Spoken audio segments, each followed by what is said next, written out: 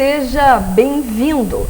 Quem nunca ao brincar deu vida a objetos ou se divertiu ao fazer figuras na parede com a sombra refletida pela luz da vela, quando faltou energia elétrica? Muitos tiveram ou ainda têm o privilégio de manusear fantoches, realidade presente na infância dos mais antigos e que ainda é resgatada por quem tem criatividade. E sobre esse mundo mágico, nosso programa de hoje está entre nós a companhia Gente Falante, Teatro de Bonecos de Porto Alegre. Queria agradecer imensamente a presença de vocês no nosso programa e apresentar o Paulo Martins Fontes, que é idealizador da companhia, é ator, diretor, bonequeiro. A Niltamara Gomes, que é atriz, bonequeira, figurinista. O pessoal joga para tudo que é lado nesse teatro. Tem que ser 1001 instrumentos. Querida, primeiramente queria te agradecer muito, dizer que é incrível esse reencontro contigo, né? Desde o Festival de Canela lá. Em 2000, né? 2000 e lá vai, que tempo lá atrás. E, enfim, é muito mágico também esses reencontros, né? A gente poder falar dessa nossa experiência nessa linha do tempo e a gente se reencontrar nas nossas atividades e fazer essa ponte. Essa troca de experiências, né? Pra gente trocar figurinhas. E coisa boa a gente encontrar gente do bem. E quando a gente sentou aqui, a gente se olhou e aí, que sintonia, né?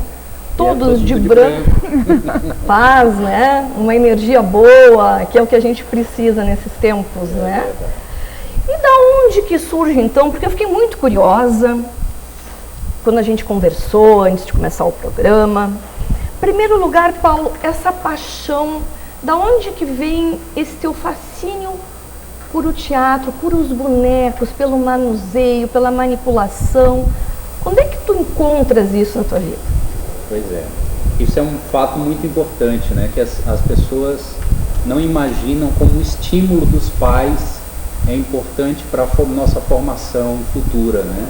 Porque a gente vai decidir utilizar como instrumento de trabalho, um instrumento de sobrevivência e principalmente que esse instrumento de trabalho que gera o nosso ganha-pão seja fundamental para a gente no nosso aprendizado, né, como ser humano e no prazer que a gente tem do fazer, né, para que a gente continue crescendo.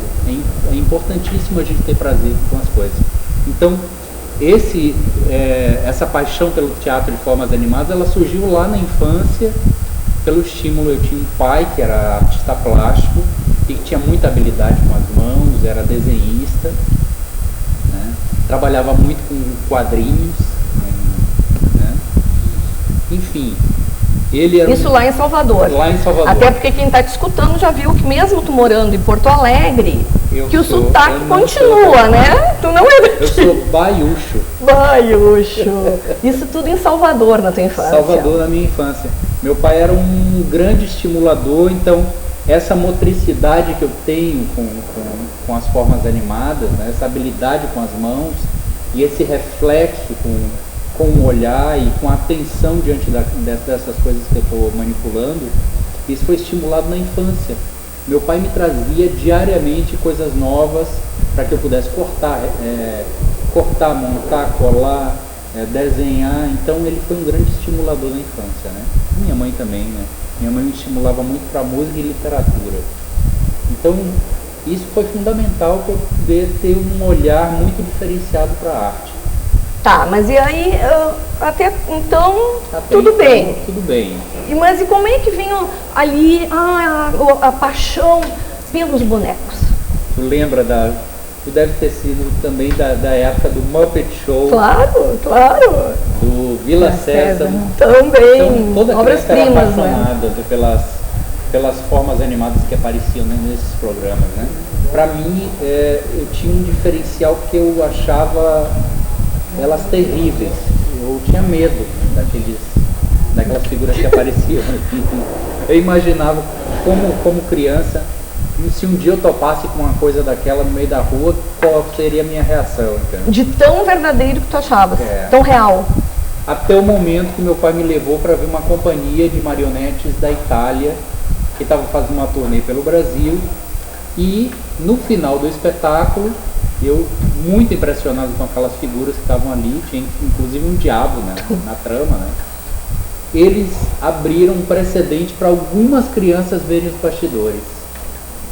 Aí pronto, aí eu fiquei apaixonado, o bicho me picou e eu fui até o fim, até hoje, como apaixonado por essa linguagem, né? E aí fui pesquisando e tendo acesso a grandes mestres que passaram pelo Brasil, algumas incursões que eu tive fora do país, inclusive aqui nesse eixo Mercosul, conheci mestres muito importantes no meio do teatro de animação, e aí tive informalmente acesso a informações e ao mesmo tempo tive acesso a informações através de cursos que eles ministraram, né? Então isso foi fundamental para mim. Tá, e aí no caso, chegasses a criar a companhia foi criada lá? Foi criada em Salvador Em 91, né? na verdade em 89. 89. Não, desculpa. Eu tenho como 91. 91, mas 3 anos antes a gente já desenvolvia uma atividade. Profissionalmente, em 91 foi a primeira vez que a gente pisou num palco, na verdade. Que a gente teve um espetáculo que tinha um apuro profissional, um rigor no processo de pesquisa, construção de bonecos, assim, com um rigor no acabamento. Enfim, ainda não era uma companhia profissional com o acabamento que a gente precisava para ter reconhecimento. Mas foi a partir dali que a gente começou a pisar no palco. Uhum. A gente pisou no palco, a gente teve um público, a gente teve produção, teve uma trilha sonora composta para aquilo, entendeu? Foi o primeiro espetáculo nosso, que chamava Livro Uma Grande Aventura, que era um trabalho de contação de história, né? Voltado ainda para o incentivo da leitura, mas ali começou todo o processo do Gente Falante. A companhia não tinha nem nome. Ela foi batizada por uma criança que nos assistia esse espetáculo, e aí um dia a mãe estava muito enfadada de ver tantas vezes aquele espetáculo. Tinha um boneco que era extremamente falastrão e chateava a plateia, né?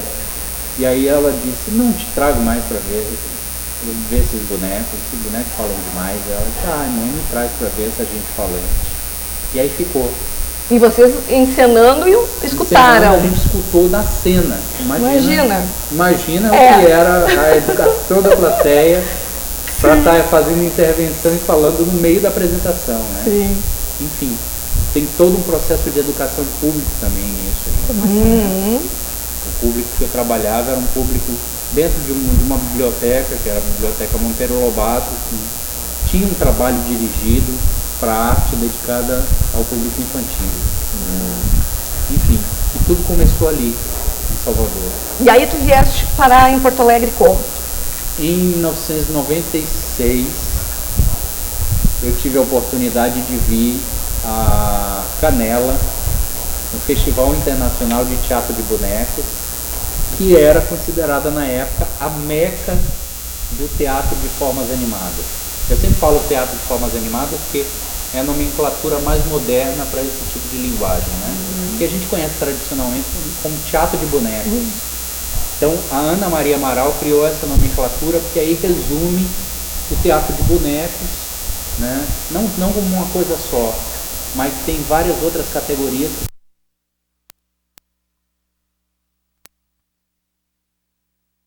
Né? O teatro de objetos, que é o que a gente anteriormente conversou, Louça Cinderela, que a gente vai mostrar no outro que a gente vai conversar sobre isso, que é um processo mais adiante da companhia. O teatro de figuras, teatro negro, boneco gigante, bonecos em pequena escala. Então todas essas linguagens e mais as categorias do teatro de bonecos, que é boneco de vara, boneco de luva, boneco mochila, marionete de fio. Então tem uma infinidade de possibilidades e desdobramentos.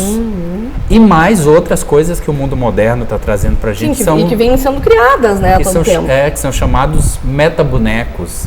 São bonecos virtualmente controlados por sensores digitais, que aí tu não constrói fisicamente mais o boneco, você programa ele num sistema digital e você manipula ele na tela, numa tela gigante, as pessoas vão assistir como se fosse um cinema. Mas é tudo suscetível ao improviso do ator manipulador que está ali manipulando aquelas figuras. Agora eu vou pedir para Nil conversar um pouquinho com a gente. Como é que tu entras na companhia? Bom, eu assisti um espetáculo, Sob a Luz da Lua. Adorei, me emocionei muito. Depois assisti Ofélia. E quando a companhia colocou à disposição as oficinas, eu participei de 2 oficinas da companhia. Foi em 2006. E agora eu já estou comemorando 10 anos esse ano, que eu comecei a continuar com o grupo. A companhia me chamou assim para trabalhar com o espetáculo João e Maria. Comecei a participar, me apaixonar cada vez mais pelos bonecos. Aí já comecei a frequentar mais o espaço e pensando já na confecção dos bonecos, nas esculturas, na pintura. Então aí... Até porque tu já vem com um trabalho nesse sentido, né? Durante muitos anos eu trabalhei com origamis, né? Então já é um trabalho de domínio manual. Total, né? Depois eu trabalhei muitos anos também com teatro de rua. E aí, do teatro de rua, fui migrando e hoje eu faço mais o teatro de bonecos do que o de rua, né? E aí, cenário, né? Cenário, figurino. A gente montou o último espetáculo, caixa de música, que aí o cenário, figurinos, tudo eu continuei fazendo, assim, junto com a companhia, né? Inclusive faz parte o Duda, né? Custódio. Sim, o Eduardo Custódio, que veio se somar à companhia quando eu cheguei no Rio Grande do Sul. Ele é daqui de Pelotas, né? É um produtor que inclusive trabalha em outras instâncias com a companhia e também ele trabalha fazendo produção executiva para festivais, para outros eventos como contratado. Mas aí o Eduardo se somou a isso e passou não só a ser só produtor da companhia, ele é ator manipulador também e confecciona junto com a gente os bonecos, né? Então, processo de planejamento, ele faz parte do processo de pesquisa. Então, somos esse trio trabalha... que já fez mais de 500 apresentações em teatro, em rua, que já foram vistos por mais de 50 mil pessoas no Brasil e na Espanha. Por exemplo, o Circo Minimal, a gente já atendeu só de 7 em 7 pessoas, que é um circo em miniatura, né? Cabe 7 pessoas dentro dele. A gente já atendeu mais de 150 mil pessoas. Nossa! Já rodamos todas as capitais do país, todas as capitais. Agora a gente está empreendendo assim, projetos para abarcar cidades mais periféricas. Porque vocês estavam indo só nas capitais, é isso, né? Sim, do país. Cidades do interior também. Sim. Mas agora a gente tem uma predileção de chegar a lugares onde o teatro de forma nenhuma chega. Tá, em Pelotas é uma delas. Pelotas é uma cidade que a gente nunca conseguiu inclusive, chegar. A gente está aqui fazendo esse programa, né, para divulgar esse trabalho de mais de 23 anos, premiações que durante o programa a gente vai falar, e que, Pelotas é uma cidade cultural, né? A gente tem que trazer vocês para cá, por honra, né? E por ser um trabalho espetacular. Durante até o programa, não sei se o Julinho já pode colocar pra gente um trechinho do espetáculo que a gente pegou no YouTube, que mostra um pouquinho do trabalho ali, se ele puder soltar, Julinho, pra gente, e até o Paulo, Esse é um trechinho do Teatro de Sombras de Ofélia, né? Que é em cima da obra do Michel Lende, que é o autor que deu origem que escreveu o roteiro do filme A História Sem Fim, lembra? Claro. E aí a história de uma velhinha que colecionava sombras. né? Então, um trabalho muito simples com miniaturas e com teatro de sombras. E a gente usa uma estrutura muito pequena, com um público muito intimista, para no máximo 50 pessoas assistirem. E é uma pessoa só que faz? Uma pessoa só faz a narração, o Eduardo faz a operação de luz e e som. aquele ali dos peixinhos? A dos peixinhos é do Circo Minimal. Esse é o quadro. Esse é o quadro Vai Dançar nas Profundezas, que é um quadro com teatro negro, que é aquela técnica em que o ator manipulador fica todo vestido de preto e os bonecos são pintados com uma tinta especial luminescente que reage na luz negra. Então você só enxerga os bonecos. As pessoas nunca veem o manipulador, né? É tudo feito ao vivo ali, em cima de uma trilha que pontua a ação ali. Mas é uma obra mímica. Tá, e também é para um público mais restrito, esse ou não? Esse é para 7 pessoas assistirem. E ali? É dentro do circo. Aí a Galina Galinova, que é do Circo Minimal também, que é uma das atrações, né? É uma galinha pequeníssima, ela tem 12 centímetros. Nossa, e como é que é fazer a manipulação desses pequenininhos? É muito delicado, um processo de pesquisa foi dificílimo, porque os bonecos eles são feitos com um cuidado muito especial e com um material muito diferenciado dos bonecos grandes, né? Justamente para poder aguentar o peso da mão, né? E para ter essa delicadeza na fluência. Aí o Teatro de Sombras de Ofélia, no momento que as sombras... E como é que se dá a criação das histórias? Como é que Algumas coisas a gente parte de roteiro já escrito, né? Como o caso do Teatro de Sombras de Ofélia, a gente trabalhou em cima da obra do Michel Land, tal qual ela é no livro. Né?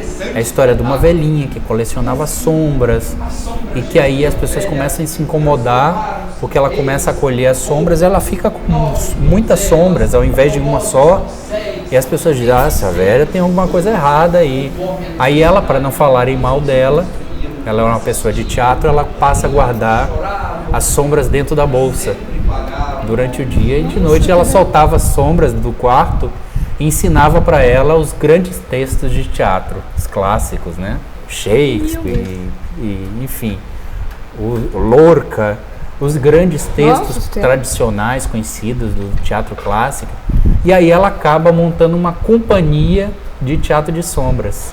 As pessoas não sabiam, mas não existia nenhum ator por trás, eram só as sombras que ela adotava, porque eram sombras sem dono. Que legal isso! Que é muito legal. Enfim, esse foi um texto tirado de um livro que a gente tinha muito apreço. Por exemplo, Sob a Luz da Lua, que foi um dos primeiros espetáculos, a gente tirou os roteiros da obra de um autor argentino, Guaira Cartija, que é um grande mestre do teatro de formas animadas, que trabalhava com luva, que eu vou fazer uma demonstração para vocês. O Guaira, ele escreve poesia e tem livros assim premiadíssimos na Espanha, em Portugal. Então ele ganhou menção honrosa no mundo inteiro com as obras dele, né? E são obras específicas para o teatro de bonecos e justamente para ter essa abrangência. São obras mímicas, roteirinhos para teatro de bonecos muito delicados. E a gente montou isso no Sob a Luz da Lua, né? Tem um livro dele que chama Telón de Cielo, e que ele fala sobre aspectos da noite, o medo, né? A exposição embaixo de uma cortina de lua e estrela, né? O fato de andar pela rua e tá suscetível a perigos, o frio. Então cada história ela conta de um aspecto diferente. E aí a gente enquadrou isso como se fossem fases da lua. Não, que legal. Então é uma personagem, um andarilho, um morador de rua, que foi parte de um processo de pesquisa que eu fiz de campo, em que eu pesquisei, entrevistei moradores de rua, e aí juntei a essa pesquisa de campo as obras do Guaira. Então varia muito, né? Sim.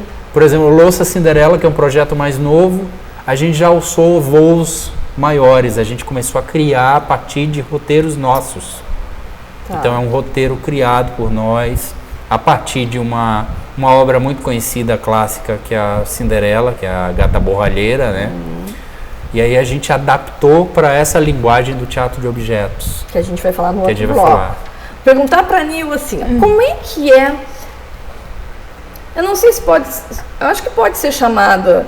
É uma atriz, né? Porque é bonequeira porque manipula bonecos. Mas como é que tu te preparas, assim? Tem que ter uma preparação... Eu acredito até que de repente seja bem mais difícil. Porque tu tá usando... Tu tá dando vida a um objeto. Como é que é essa preparação? Assim? A gente tem uma preparação física também, né? A gente tem preparação de voz, mas tem uma preparação que eu acho que ela é primordial, que tu tem que, dentro do teu trabalho de atriz, tu tem que te abster disso. Tu tem que dar vida àquele objeto, né? Ou àquele boneco. Então tu tem que realmente, assim, abrir mão de estar à frente, né? De ser o centro da atenção, porque naquele momento o mais importante é o boneco ter a vida e ter a tua energia. Então acho que para mim o maior exercício dentro do teatro de objetos ou de bonecos, né, de formas animadas, é essa possibilidade de trabalhar com o ego, né? Porque dentro do mundo artístico esse nosso ego ele é muito grande, né? O narcisismo da gente é muito grande. E eu sou uma leonina, então leonina gosta de estar na frente, né? Então, para mim foi um grande exercício, assim, né? De foco, de determinação, de ficar por trás, mas ao mesmo tempo saber que aquele boneco tem a energia, né? Tem a vida, a vitalidade que eu posso dar para ele, né? Até antes de começar o programa nós falávamos muito nisso, em energia, né? Na energia, tu disseste aí bioenergia. Vocês trabalham muito também com essa parte energética, com essa parte espiritualizada, espiritual, né? Do manuseio do boneco. Sim, por uma questão de princípios, de concepção mesmo, né? A gente pensa que cada objeto que a gente cria, né, ele reproduz para nós uma possibilidade de crescimento e de evolução, né? Como acontece em grande escala. Vamos imaginar que essa figura, esse ser absoluto que rege todos os planetas, o universo e tal, que criou tudo isso e que se movimenta sob essa manipulação dele, né? Ele cria esses mundos e esses cenários em que ele planta esses seres nesses cenários para que esses seres evoluam e cresçam com essa cenografia. E, num dado momento, reconheçam a existência dele. A gente acredita também que em pequena escala é isso. Que a gente faz teatro de bonecos justamente Sim, vocês são os deuses e os bonequinhos de uma forma mais humilde, a gente imagina que como a gente coloca essas criaturas, essas personalidades que são parte de nós, do nosso conhecimento na cena, a gente acaba aprendendo com eles como reflexo da ação que eles desempenham. Então, o contato deles com o público e com a cenografia e com o ambiente que é criado dentro do teatro, isso é reflexivo para nós. Faz com que a gente repense de forma individual o nosso cotidiano, o nosso dia a dia, nossa situação interior, nosso conhecimento diante do universo que está na nossa volta, né? Então, é como se a gente recriasse o processo que acontece em grande escala, numa escala pequenininha, para a gente poder aprender, né? Então, antes de ser uma profissão, ele é um processo de aprendizado, né? Um processo bem espiritual mesmo, bem sutil, né? Bem que diz respeito à evolução humana, né? Já que o teatro de formas animadas, a gente acredita que é a forma de manifestação mais antiga que existe de arte. Os homens das cavernas, no momento que criaram a primeira coisa, que foi o fogo, né? Descobriram o fogo. Então ali o duplo dele que apareceu na caverna, a sombra dele já era uma coisa mágica. Nesse momento já começou o teatro de formas animadas. Que lindo. Vamos para o intervalinho? Vamos. Então a gente vai para o intervalo, vai lá, toma uma água rapidinho e volta em seguida que a gente está te esperando.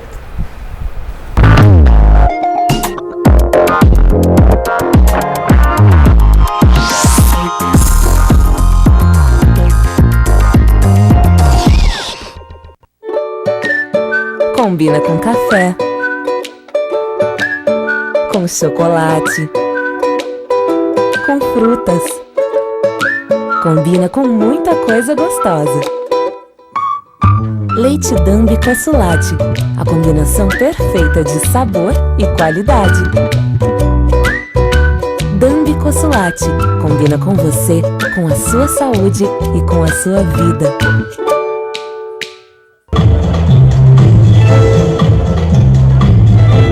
Chornac Moda Dia e Noite, de segunda a sexta-feira, das 9 horas da manhã às 7h30 da noite. Sábado, 9 horas da manhã às 6 horas da tarde, sem fechar ao meio-dia. Informações pelo site www.chornac.com.br. O seu jornal precisa estar onde você quiser. E com informação para toda a família. O Diário Popular é assim. Tudo sobre esporte, cultura, lazer, notícias locais, tudo que é daqui. Ligue hoje mesmo e assine o jornal mais lido da região sul. 0800 53 2001. 0800 53 2001. Diário Popular, sempre o seu jornal.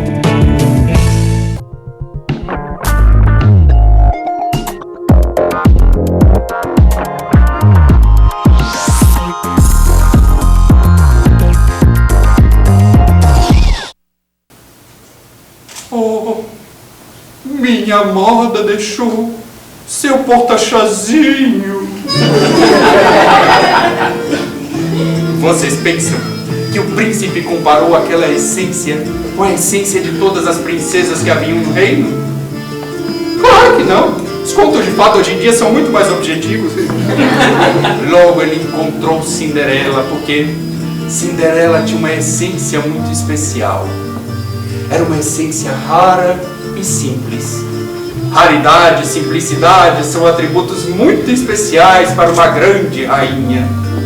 E logo aquela grande rainha ofereceu um pouco da sua essência para o ator manipulador, para que ele pudesse se acalmar um pouco e pudesse contar mais rapidamente essa história para vocês.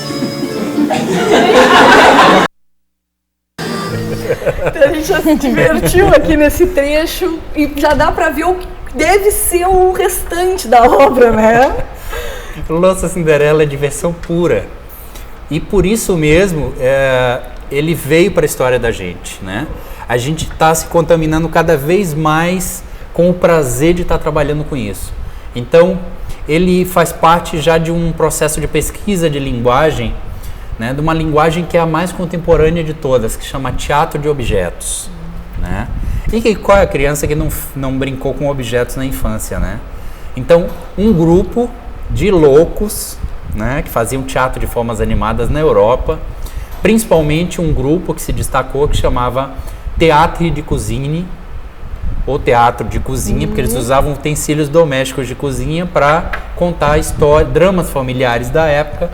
Uma atriz, que era a diretora da companhia, e seu marido, né, que era Cathy Deville e Christian Carignon. Então esse casal, ele começou a fazer pela primeira vez teatro com objetos e ela criou a nomenclatura Teatro de Objetos. Foi a primeira pessoa que criou esse nome. Então isso lá no início da década de 70, por aí. Foram os primeiros precursores.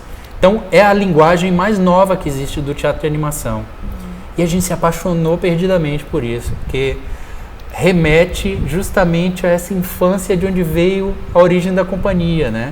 E a minha origem dessa paixão do teatro de bonecos, né?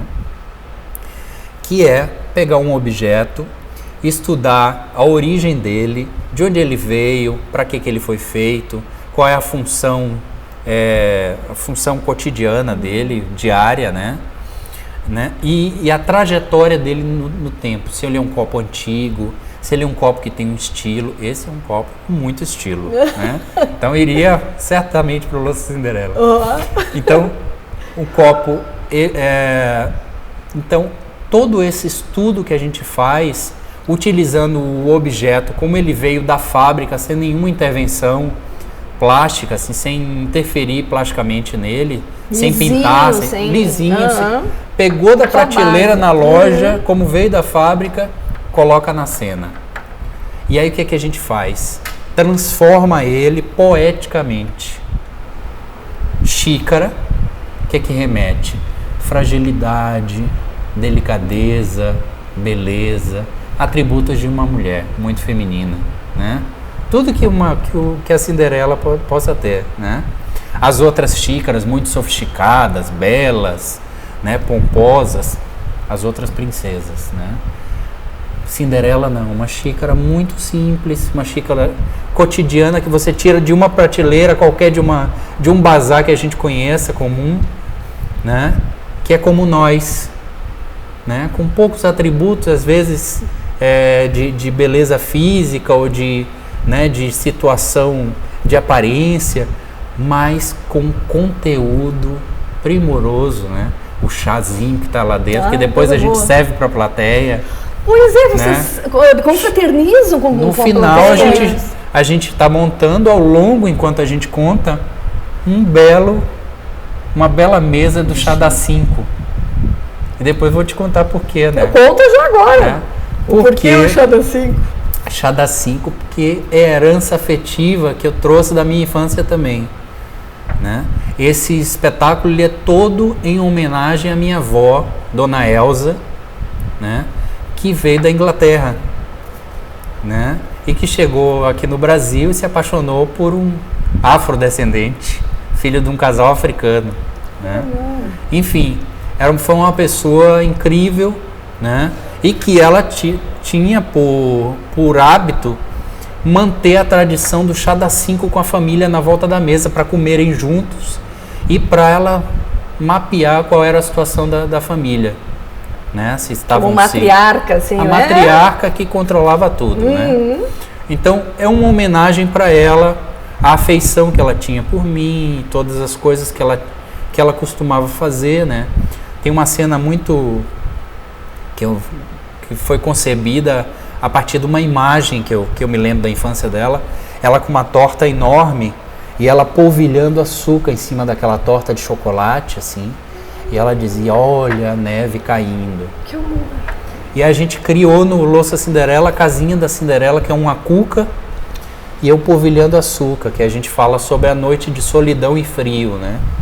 Nossa. Então, essas imagens poéticas é que a gente transpõe usando o objeto como ele veio. Um pão doce comum que a gente compra numa padaria ali, um segurador de bolo que parece a chaminé, e ali polvilhando açúcar em cima, parecendo neve caindo. Enquanto tu tá dando aquele texto com muita calma, né? Sensibilizando as pessoas para aquele momento triste, para aquele momento de solidão, né? Tu cria uma imagem. Então, teatro de objetos é tudo isso. Nossa, que criatividade. Essa brincadeira de infância. E, ao mesmo tempo, a gente agrega esses signos que a gente traz do objeto, né? Como esse copo, por exemplo, ele nasceu com a necessidade humana de beber água, né?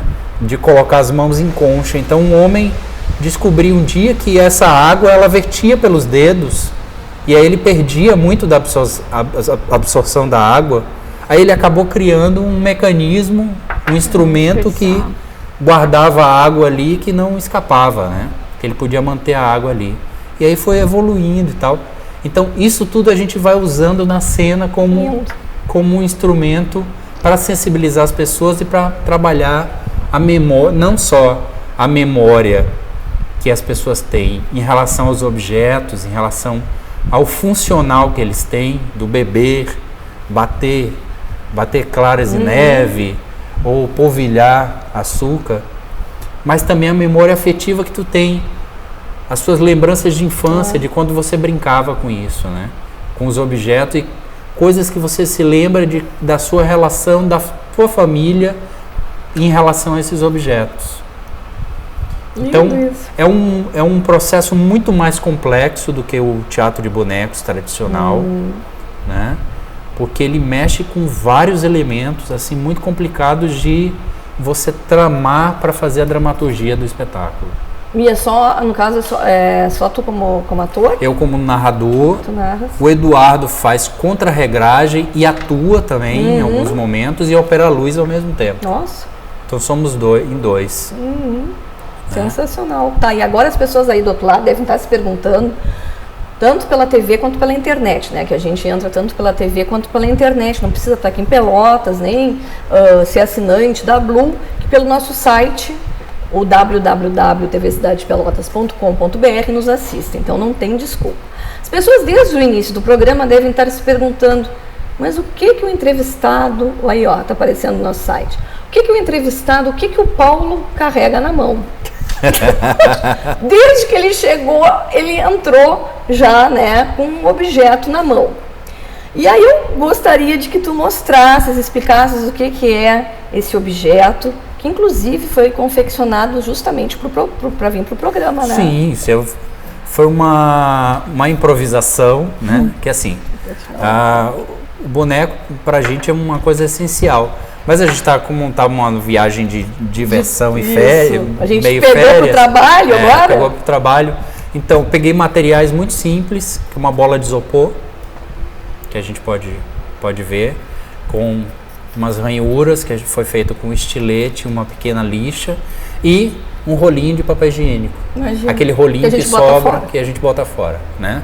Então, isso aqui é chamado o tradicional boneco de exercício, né?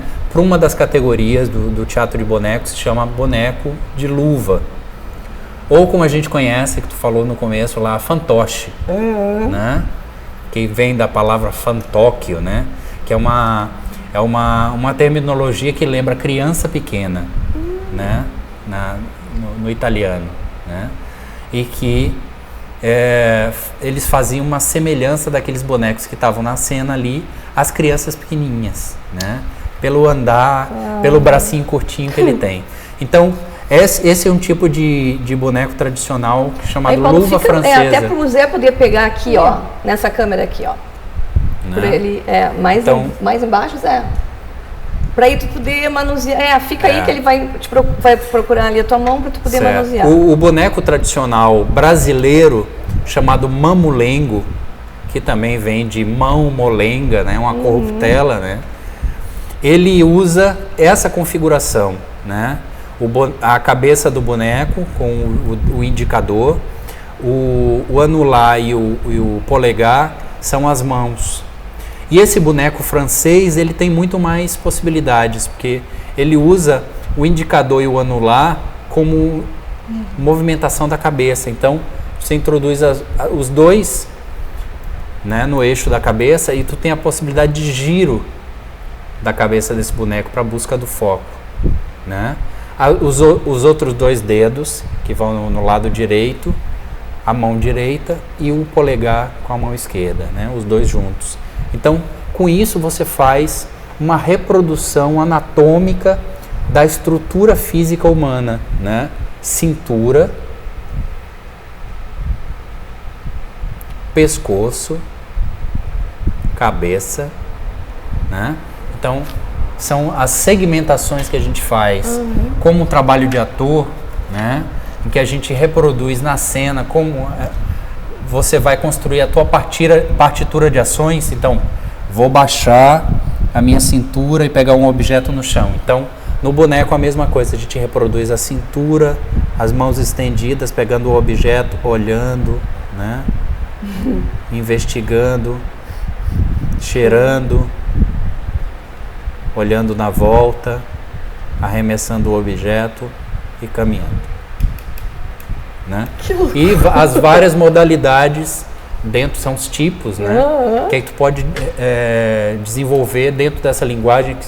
O velho, por exemplo, com o corpo reclinado, né? Que anda reclinado muito lentamente, né? Mais olhando para o chão. A bonitona, gostosona, né? Que tem uma cinturinha, né? Ó. Um andar meio... Pra lá e pra cá? Sedutor. Né?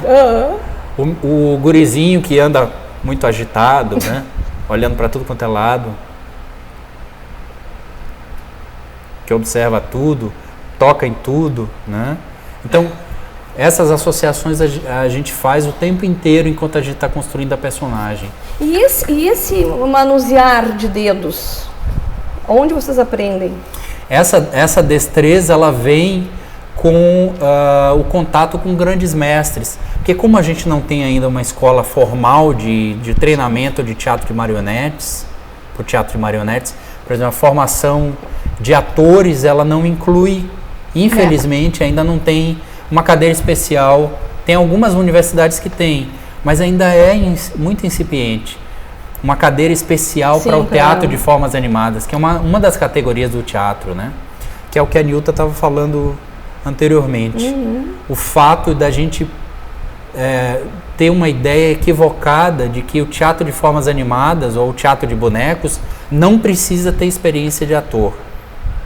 Ao contrário, a gente precisa saber como no nosso corpo funciona para depois externar.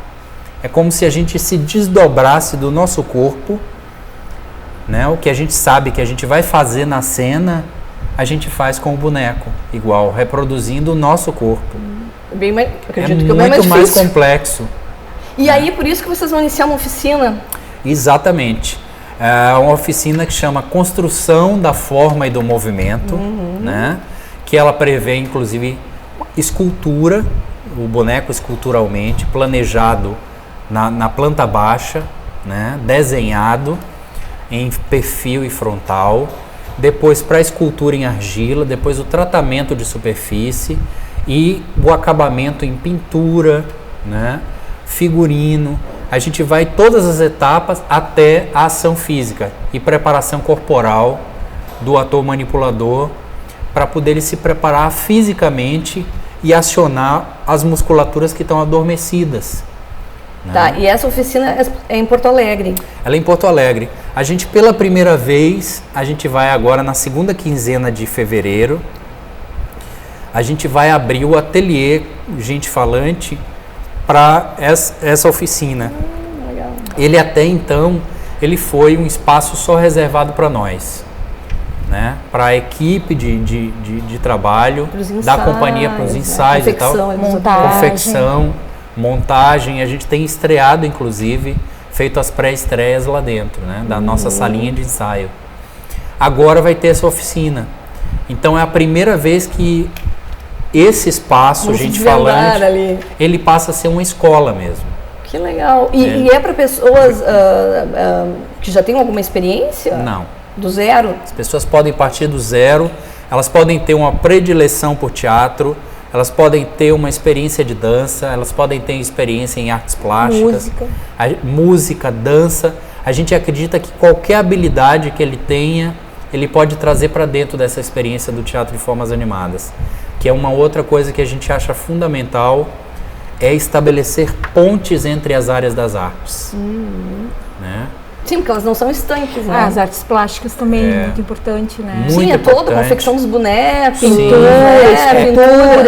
pintura. É importante você conhecer o material expressivo que você vai usar na confecção para que ele tenha a possibilidade de te dar uma ação mais eficiente. Que ele tenha um peso suficiente para não te cansar a mão, né? Que ele tenha estruturas, né? Que eles sejam eficientes para a luz, como fazer a luz cênica, como fazer a luz, como fazer uma pintura ideal para ele ser visto ao longe, né? Pelo público. Então, isso tudo conta, né? Claro. Então, quanto mais gente vier de outras áreas, melhor, ou vier sem experiência alguma, para nós é perfeito também. Tá, e para entrar em contato com vocês, é por um telefone, é por um... Pode ser por e-mail. Por um e-mail, né? Qual é o e-mail? E-mail, ciagentefalante @gmail.com. Tá? Então, ciagentefalante@gmail.com. Eu vou mostrar aqui, a gente já vai chamar um intervalinho, eu vou mostrar aqui esse livro, que é uma obra de arte, né?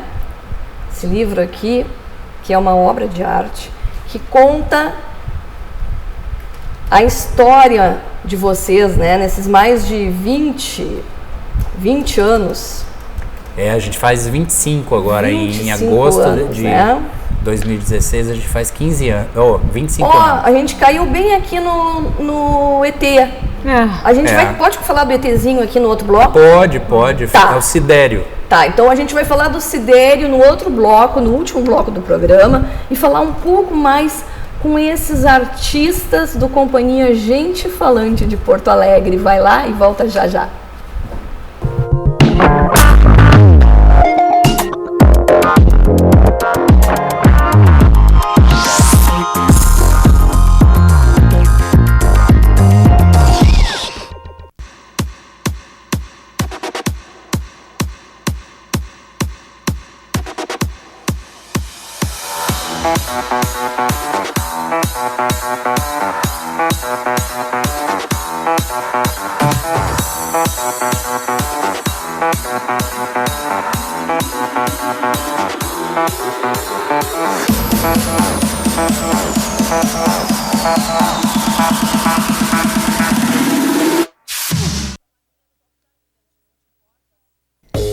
Verão chegando e a temperatura cada vez mais elevada pede roupas leves e coloridas como vestidos, blusas, bermudas, camisetas, camisa polo e social de mangas curtas e regatas, jeans de marcas famosas como a Pierre Cardin, confecção social em tamanho grande e extra grande e, é claro, peças lindas para curtir uma praia ou piscina.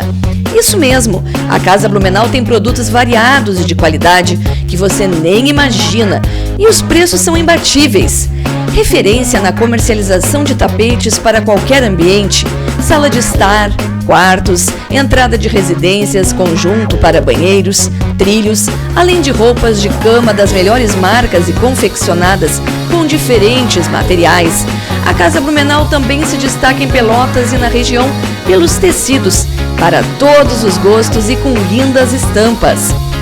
Na Casa Blumenau você encontra qualidade, bons preços e atendimento personalizado. Aberta de segunda a sexta-feira, das 15 para as 9 da manhã ao meio-dia e da 1h30 da tarde às 15 para as 7 da noite. No sábado, das 9 da manhã à 1 da tarde. Mas atenção, nos 2 primeiros sábados de cada mês, você tem mais tempo para escolher as mercadorias. É que o horário se estende das 2 às 6 da tarde. A Casa Blumenau em Pelotas fica na Rua General Osório, 701, esquina 7 de setembro. Em São Lourenço do Sul, na Coronel Alfredo Borne, 539.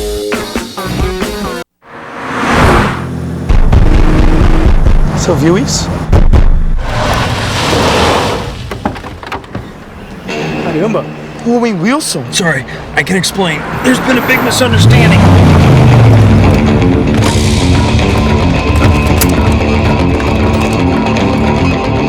You messed with my sister, huh?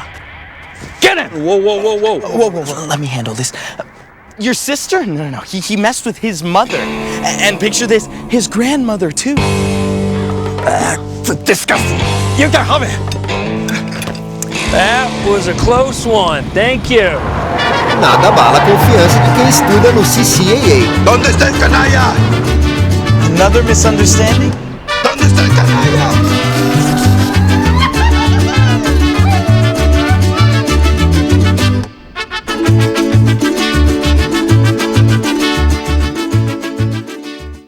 Matricule-se já no CCAA de Pelotas.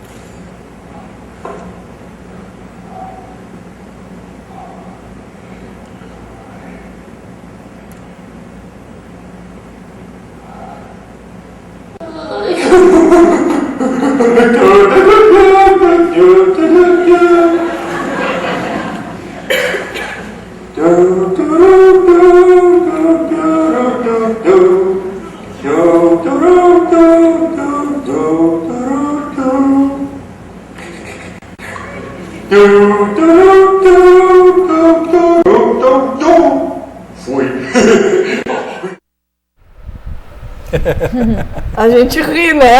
Mas ninguém queira, né? Todo mundo vai pra lá, mas a gente não gosta nem de comentar muito, né? Sobre a bendita morte. Vamos viver cada dia, né? Como se não tivesse. E a gente terminou o segundo bloco falando, né? Do gigante, o Sidério, que é um alienígena e que está aqui nesse livro maravilhoso, que registra os quase 25 anos de caminhada de vocês, né, da Companhia Gente Falante. Ele registrou até o 23º ano. Até o 23º. Que foi parte desse projeto, foi parte de um prêmio que a gente recebeu de fomento da Prefeitura de Porto Alegre, né? Então, para justamente documentar a nossa história, nossa trajetória. Tá, então assim, ó, a gente vai falar um pouquinho do gigante, porque eu sei que vocês têm ideias de mais gente grande. Sim. A gente só não sei onde a gente vai guardar tanta coisa, né? Tanta gente, né? A nossa ideia é desenvolver uma dramaturgia para bonecos gigantes, né? Que nem aqueles bonecos de Olinda, sabe?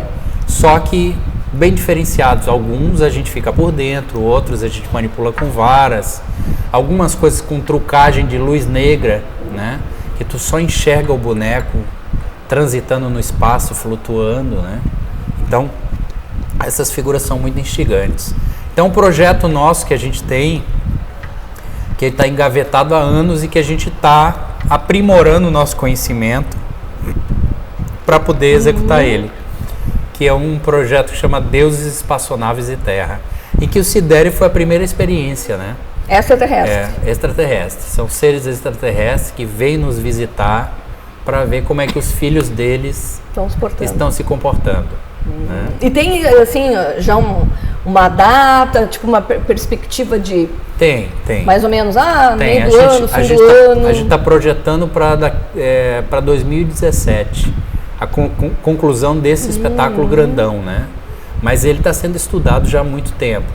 A gente está agora em processo assim, de prospecção de patrocinadores. Né? Os interessados. Pelotas aqui não recebeu, tem tantas empresas que falam e que fazem muito pela cultura, que eu tenho certeza que eles vão trazer, né, a Companhia Gente Falante para Pelotas e para a nossa região, que tanto precisa, né? Principalmente espetáculos maravilhosos, premiadíssimos. Vamos citar alguns prêmios aqui, que não é pouca coisa não, hein?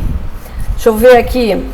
Já em 2002, vocês tiveram um prêmio FUNPROARTE, é isso? Isso. De financiamento. Foi um prêmio de financiamento que oportunizou que a companhia fizesse a montagem do Circo Minimal, que é um circo que a gente tem em miniatura, que é uma pequena sala de espetáculo com mini iluminação, mini som, mini ar-condicionado, e é um circo que cabe 7 pessoas dentro dele. Né? Então são espetáculos curtinhos e que se estende uma fila enorme lá fora e a gente atende um número enorme de pessoas. Enfim, esse projeto, esse primeiro prêmio, foi prêmio de financiamento, ele nos oportunizou uma nova fase da companhia, né? Que é a fase em que a gente...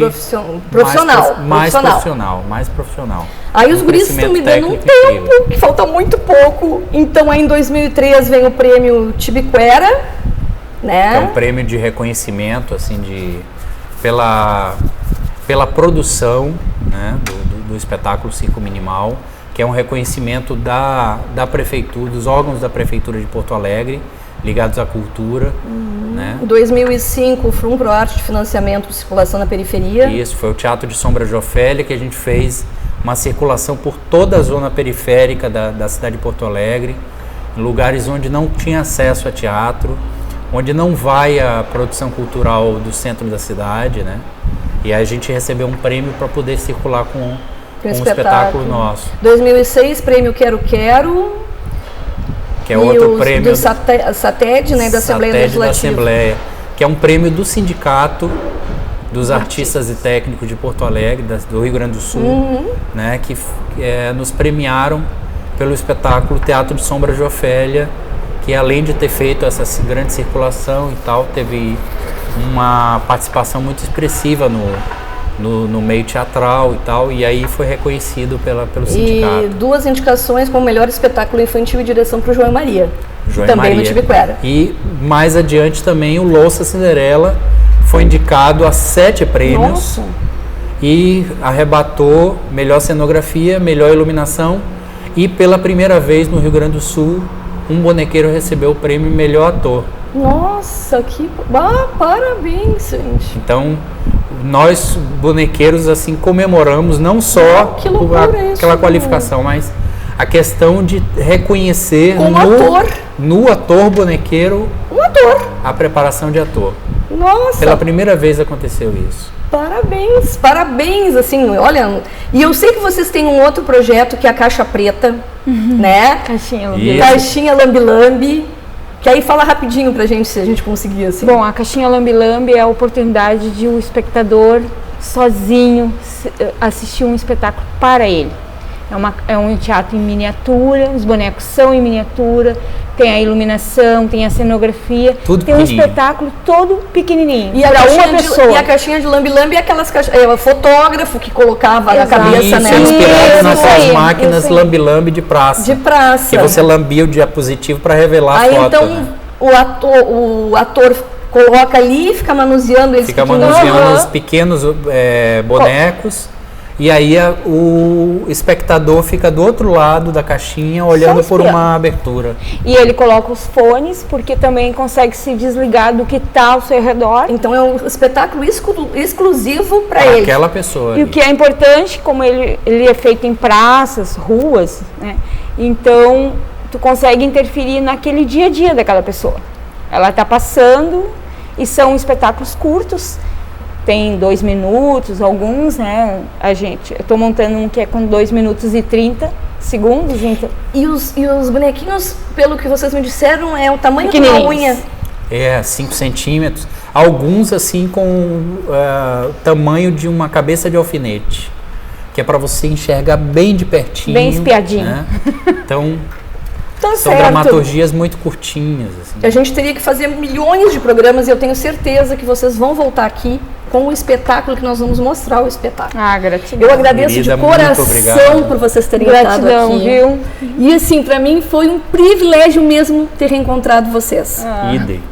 E que voltem, que as portas vão estar abertas. Vão estar abertas. Obrigado. E a gente se despede de você que ficou aí do outro lado e o nosso próximo encontro ao vivo é quinta-feira que vem. Até lá!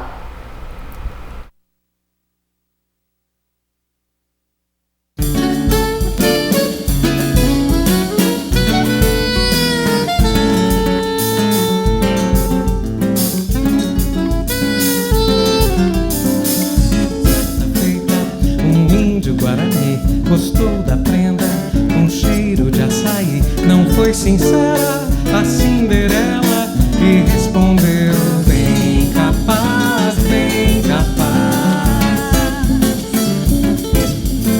bem capaz, bem capaz. Em certa feita, um negro iorubá gostou da prenda com cheiro de araçá, mas foi grosseira a borralheira e respondeu: bem capaz, bem capaz.